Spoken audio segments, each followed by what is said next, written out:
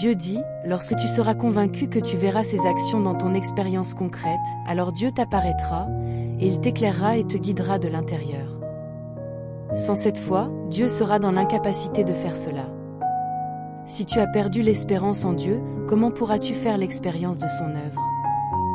Par conséquent, ce n'est que lorsque tu as la foi et que tu ne nourris pas de doute envers Dieu, ce n'est que lorsque tu auras la vraie foi en lui, peu importe ce qu'il fait, cela t'éclairera et t'illuminera dans tes expériences, et alors seulement pourras-tu voir ses actions.